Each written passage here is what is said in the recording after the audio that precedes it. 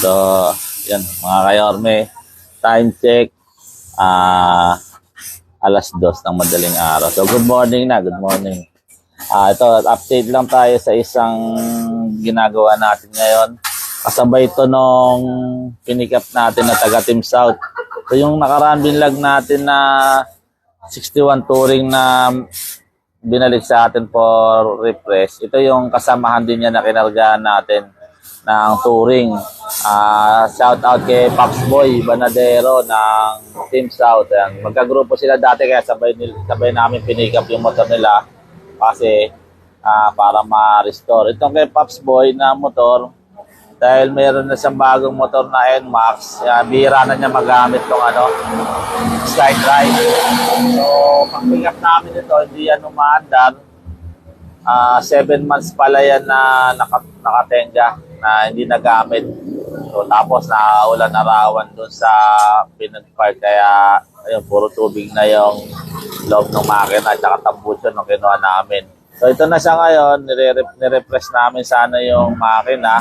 Pero nung nabuksan namin yung block niya, may tama na din. Kaya ito, kawa naman, napaparan siya ng tubig sa loob. Nagkaroon siya ng parang corroded. Tapos, yung block niya ito, nagkaroon ng, kung makikita nyo, nagkaroon ng tawag dito ko sa English, parang lumobo Ayan, no? Kaya, hindi na talaga magkaka-compression. Lost compression na siya dito. Kaya, recommended, palit na tayo ng bago, JBT. So, matagal din naman ang pakinabangan to. Maraming lugar na rin na ibiyahe ito. Sulit na rin naman. Kasi 2017 din to halos. Yung palang nauna, sabi ko sa video, 2019, na kinorek tayo ng may-ari. 2017 pala natin kinarga yun. So, ilang years na? 8 years na ba yun? O, 8 years na rin siya. So, ito naman, 8 years na rin to. Kung dito na tambak sa may tubig, maaaring buo pa sa itong block na to. So, ganun katibay din naman yung mga parts na ginagamit natin kasi nasubukan na natin yan. So, ngayon, nagpalit tayo ng bagong block. Ito, Racing Monkey. Shout out kay Madam Boss Jack.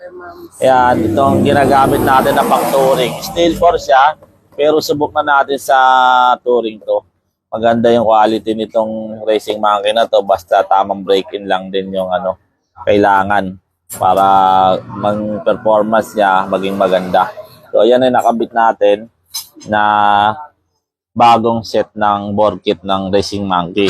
So, ito, mapapansin niyo, ito yung piston dati. Hindi na siya JBT. Kasi, nung nakakabit ng JBT, napa-refresh na rin sa atin, nagamitan natin siya ng piston kit ng MTRT. Ayan, kagaya nung naunang video natin, stock packet siya. Walang tama yung packet niya. Dala tayo dinagdag na packet. Spec B rin ang gamit natin na camshaft. Kung mapapansin yung camshaft nito, Spec B. 7.0 na Spec B. Mapapansin nyo, kagaya ng isang binlag natin kay Pop MJ, napakakinis pa rin ng ng cams.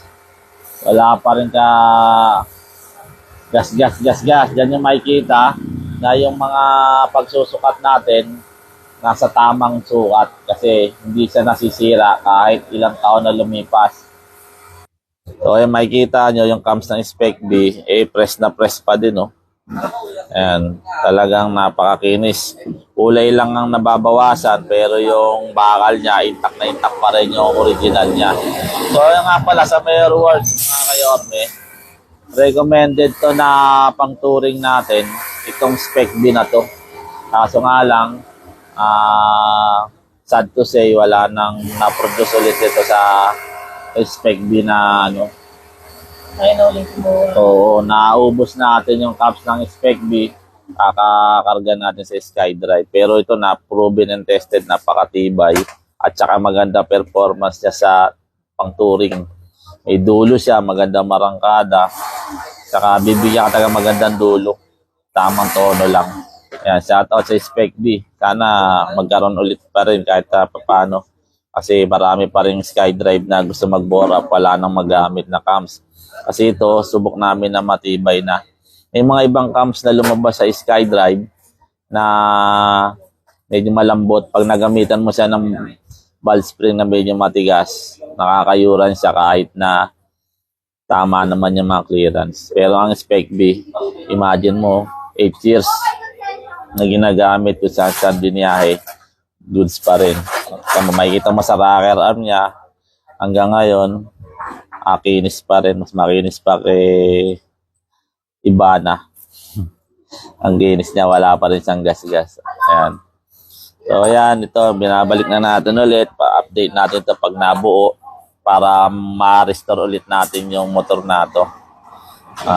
Ayan, ma-update tayo. Pag nabuo ito mamaya o bukas, makikita nyo, paanda rin natin to para ma-update kayo sa final nitong restoration. General water natin. General wiring kasi medyo pansin nyo, ang gulo ng wiring nyo. Palit na rin kami ng cable.